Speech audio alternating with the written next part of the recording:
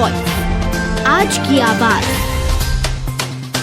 मध्य प्रदेश के इंदौर के बड़गोदा में नाबालिग छात्र के साथ हुए गलत काम के मामले में पूर्व मंत्री और वर्तमान महू विधायक उषा ठाकुर ने कहा गैर मान्यता प्राप्त मदरसे बंद होने चाहिए। साथ ही उन्होंने कहा आज के बच्चों को आधुनिक शिक्षा की जरूरत है, बच्चों को राष्ट्रवाद और नैतिकता की शिक्षा दी जाना जरूरी है। तो मैं आपको बता दें, बड़गोदा थाना क्षेत्र के नया महू में मदरसे में एक नाबालिग छात्र के साथ वहीं रहने वाले एक युवक ने गलत काम किया, जिसके बाद उसने इसकी शिकायत अपनी परिजनों से की थी, जिसके बाद पुलिस ने युवक के खिलाफ मामला दर्ज कर उसे गिरफ्तार किया था। इस मामले में पूर्व मंत्री और वर्तमान महू विधायक उषा ठाकुर ने कहा कि गैर मान्यता प्राप्त मदरसे बंद होना चाहिए। साथ ही उन्होंने कहा आज के बच्चों को आधुनिक शिक्षा की जरूरत है, बच्चों को राष्ट्रवाद और नैतिकता की शिक्षा दी जाना जरूरी है। वहीं वक्फ कानून में हो रहे बदलाव को लेकर मुस्लिम मौलानाओं द्वारा सड़कों पर उतरने वाले बयान कहा आ जाए सड़कों पर कोई दिक्कत नहीं है, उतरने वाले बयान पर कहा आ जाए सड़कों पर कोई दिक्कत नहीं है, देश संविधान से चलता है। वक्फ बोर्ड के बड़े बड़े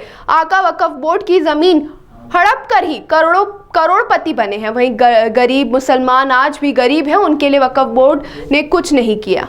मैं तो यही कहना चाहती हूँ कि कांग्रेस ने जीवन भर जो किया वो अपना परिचय देती है हर बार, और उन्होंने फिर अपना परिचय दिया कि वो क्या कामना करते हैं। कोई देश में सुख समृद्धि संतुष्टि की कामना करे और वो कामना कर रहे हैं कि देश अतिशीघ्र बांग्लादेश हो जाएगा। अरे ये भारत भूमि है, ये पुण्यों की और देवों की भूमि है।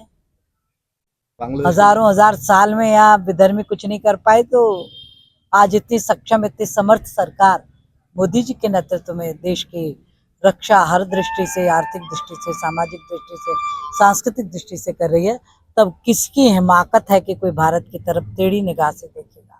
वक्फ बोर्ड को लेकर जो कानून बनाया जा रहा है उसको लेकर भी कई सारे मौलाना सामने आए और कह रहे हैं कि यहाँ पर सड़कों पर उतरेंगे अगर इस बात को लेकर कुछ निर्णय नहीं लिया गया है या कुछ बदलाव नहीं किया गया है। तो कोई दिक्कत नहीं है, उतरने दीजिए, ये देश संविधान से चलता है।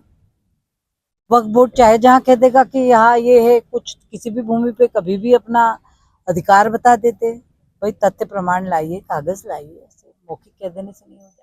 वक्फ बोर्ड में जो उन्होंने जो जमीन और सबसे गंदी बात यह कि आप उसकी ना कहीं अपील कर सकते हैं ना कोई दलील दे सकते, तो ये तो संवैधानिक अधिकारों का हनन है और कानून का गला घोंटने वाली बात है। भाई आप जिसकी भी आप मैदान में आइए ना, तथ्य प्रमाण जिसके पास हो उसकी है जमीन, जिसके पास नहीं है उसकी नहीं है।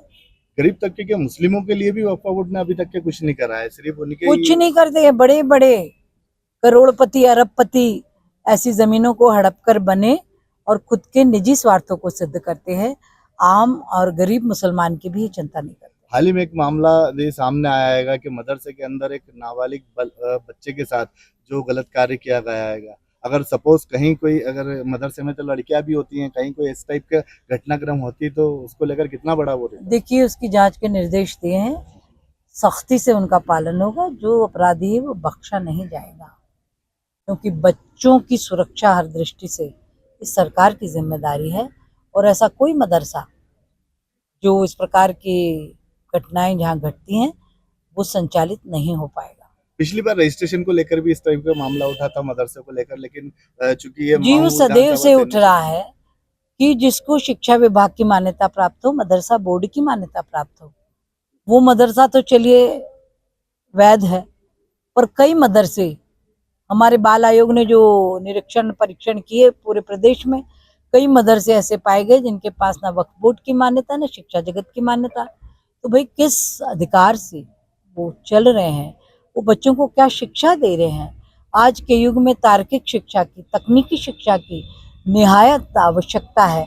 वो ही सब बच्चों को समान रूप से दी जानी चाहिए ताकि वो राष्ट्र के भविष्य और भाग्य को समझ सके और अपनी जिम्मेदारी बेहतर नागरिक बन के निभा सके। हाल ही में इस मामले को लेकर पुलिस प्रशासन ने मामला दर्ज करके आरोपी को जेल भी भेज दिया, लेकिन बावजूद इसके मौलाना बोल रहे हैं इस टाइप का कोई मामला ही नहीं है। अब वो तो मेडिकल सब सिद्ध कर देगा।